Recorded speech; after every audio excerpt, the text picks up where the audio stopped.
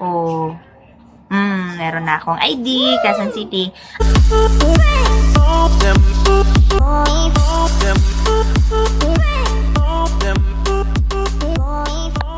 Hi guys! Welcome to my channel. Then ngayon guys, meron na akong Quezon City ID. Valid lang siya sa Quezon City, hindi siya allowed sa ibang lugar. Then, dito lang siya, Quezon City Citizen Card ang nakalagay dito. Kasama ka sa pag-unlad, Republic of the Philippines. And then, nandito yung name mo, birthday, civil status, tapos valid siya until 10 years. O, diba? 10 years, 10 taon siyang valid. So, maganda siya, diba? Kukuha ka nito, libre lang siya, wala siyang bayad. Kaso lang, pipila ka, yung walang humpay na pila, alam mo na, sa City Hall, puro pila-pila doon. Pero syempre, kung priority ka naman, priority ka kung senior citizen ka or PWD ka, ayun. Meron namang pila doon na kayo lang kaagad ang aasikasuhin. Then, nandito yung in case of emergency contact, nandito nilagay ko yung kapatid ko. Tapos, nandito din yung address mo, exact address. Kailangan, nandito ka nakatira sa Quezon City, taga Quezon City ka, kasi para magkaroon ka ng Quezon City ID. Ito, ina-allowed to sa mga iba't ibang government din. Kasi pag meron ka nito, okay no, pinaprocess ka nila, ang galing nga eh. Tapos nun, ano na siya, diba? Card na siya, ayan o, ATM na siya. Ayan, so maganda na siya, diba? Tapos meron ka pang picture, tapos syempre may biometric ka doon, ayan. Tapos 10 years siya valid. Sinabay ko to nung kumuha ako ng NBI. Kasi, maaga ako natapos sa NBI. Mga alas 10 yata natapos na ako na NBI. Ay, ito yung NBI ko. So, kumuha ako nito. Tapos yun, pumila lang ako. Then, natapos, medyo matagal lang yung pila. Kasi, medyo matagal ang medyo matagal ang pag-i-encode nila. Then, i-interviewin ka pa kasi kung taga Quezon City ka talaga, kung buhay pa yung mga parents mo, ganun-ganon. Tapos nun, pagkatapos yun, aantayin mo yung releasing. Yung releasing medyo matagal din kasi, pero pinagsasabay-sabay kasi nila. Kaya parang nag-consume din ako ng 3 hours doon, or almost 4 hours, ganun. Kasi naabutan na ako ng lunch. Tapos, sobra-sobra na sa lampas ng lunch ba? Nagutom ang bakla na doon. Tapos yun, ayun na siya. Worth it naman yung pag-aantay natin. Yun, bago ka makapunta doon sa pila, i-interviewin ka muna doon sa may front desk. Yun. Tapos, titingnan yung requirements mo. Ang requirements lang nito, valid ID din. Kung meron kang sa barangay certificate or barangay clearance, barangay ID, mas maganda, ina-allowed nila. Tapos yun, ako ang pinrovide ko yung NBI. Tapos kapag mga minor, mga bata pa, PSA yung kailangan nila. Tapos yun, barangay certificate din or barangay clearance. Ayun yung inaano. Tapos ang cute nito kasi meron siyang lagayan. Ayan o. Diba? Para siyang gis. Tapos ipapasok mo siya dyan. See? Ganyan siya. Pag ibibigyan nila sa inyo, ganyan siya. Ayan. So, ayan. Maganda na siya, diba? Meron na akong ID, Quezon City. Ayan. Kung gusto niyo din kumuha ng Quezon City ID, libre lang siya. Wala siyang bayad. Pipila ka lang doon sa Quezon City Hall. Quezon City Hall, QC. Quezon City Hall ng QC, munisipalidad ba? Ito yung meron lang siyang building. Itanong nyo na lang kung saan yung kuhaan ng Quezon City ID. Then, ito yung building. Ipapakita ko sa iyo. Ito yung building. Tapos, dyan kami pumila. Tapos, tuturuan naman kayo. May mga guard naman doon. Tapos, magtanong na lang kayo para sure. Ayun. So, ayun guys. So, sana kumuha na din kayo para valid ID din siya. 10 years din siya valid. O, diba? Ang saya. Tapos, maganda na siya kasi ATM siya. Ayan. Diba?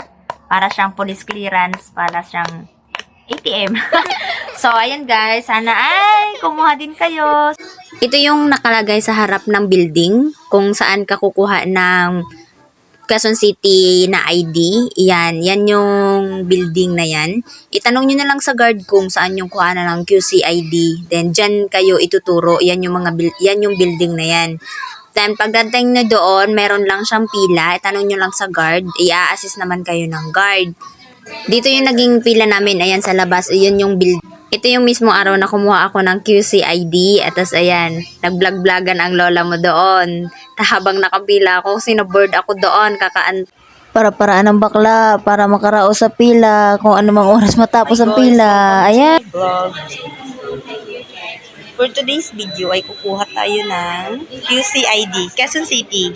So, ang requirements ay pwede daw barangay clearance, ay barangay ID no, barangay ID or yung akin ito. Tada! So, kailangan taga QC ka. So, ayan, pumipila kami, ayan, pila namin. Pila. So, pila. Dito ka unang yasi sa may desk na yan, i-check yung mga requirements mo. Tapos, ayan, yung akin, nagtry ako magdala ng PSA para sure. Ito yung mga ID, UMID, driver's license, postal, voters, NBI, barangay, tapos police clearance, then passport, or etc. Then, ayan yung mga district ng Quezon City, ay nakalagay ko anong district ka, diyan. Yan, dyan nakapaskil naman yan doon sa unang Tapos yan, pag may concern, please call the numbers. Then yan, nakapaskil yan doon. May kailangan PhilHealth. Ayan mga.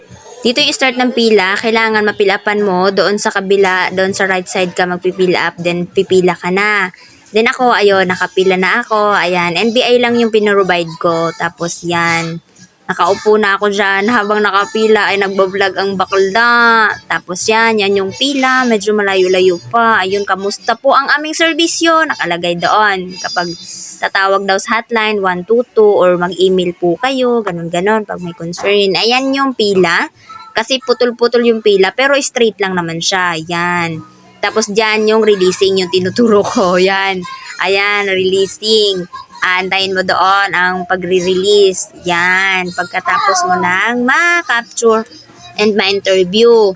So, ayan ang bakla. Oh, nakapila pa din ang bakla. Pastas, labor yarn. Tapos yun. Ayan yung pila ko. Ayun nasa likod ko. Ayan. Tapos yan, medyo malapit-lapit na ang bakla, nakapila na ako dyan. Ayan, doon, pipila ka ulit doon. Tapos ang ganda nung eto, malapit na ako na yung kasunod nito. Ayan, yan sila. 4 naman silang nag-i-interview. Tapos after nyan, pupunta ka dun sa kabilang side, doon, para interviewin ka din. Tapos na yun, antay mo ng releasing. Kailangan mo lang pag nag-interview, ayan, pipil upan mo lang yung pangalan. Ilalagay lang yung pangalan. Dito na yung pangalawang interview, tatawagin ka lang. Pero mabilis lang to. Yan, interviewin ka lang ng kaunti. Tapos, dito na, waiting na ng releasing. Yan, releasing na kami, waiting na lang kami. Medyo natagalan sila kasi nag-lunch break pa. Then yun, inantay namin, hindi na kami lumabas kasi baka tawagin yung pangalan namin. Pinagsasabay-sabay naman. So, ayan na, nagtatawag na sila. Then, kasama na kami dito sa tatawagin. Ayan, isa-isahin tatawagin naman kayo dyan. So, antayin nyo lang natawagin yung pangalan nyo. Ayan. Kapag tinawag ka, ayun, tatanungin ko anong pangalan mo, tapos kukunin mo yung ID kasi yung NBI ko nandun kasi hindi pa binigay para sa releasing na lang isasabay yung QCID at yung NBI ko. So, ayun. Pag pipirma ka doon, ayan, sa releasing, kukunin mo na rin yung ID mo at ang QCID mo. So, ayan sila, kasabayan namin. Ito, pa-out na kami, palabas na kami ng building na yan kasi tapos na kami, nakuha na namin yung ID namin. So, ayan yung building. Kapag naghahanap kayo, tanong nyo na lang kung saan yung kuhaan ng QCID na building. Ayan yun, dyan kayo papupuntahin kasi dyan yun. Sa ground floor lang naman siya, dyan lang. Isang floor lang naman siya, hindi naman na kayo aakyat pa ng kung saan-saan. Ito yung Quezon City Hall natin. Ayan, medyo malaki siya kasi, ayun, malawak kasi siya. Ayan, mga sasakyan meron dyan sa loob. Ayun, ang ganda, diba? Yung sa taas may nakalagay na Quezon City Hall nakalagay. Ito na yung pauwi namin, way na namin pauwi kasi tapos na kami sa NBI at ang Quezon City ID. So, pag nasa Quezon City Hall na kayo, pag sabay-sabay nyo na yung kukunin para isahang lakad lang mga bakla. So, bye-bye! Thank you for watching. Don't forget to like and subscribe to my channel. Bye-bye, guys! Shoutout sa lahat ng mga friends ko dyan. Love you all! Mama tutuk! May free wifi doon, 30 minutes lang ang pwede mong gamitin. So, ayan, tapos yan, i-connect mo lang yung number mo, tapos makukunik ka na siya dyan. Pero 30 minutes lang siya. For free naman siya. Ang galing na. Face in your face.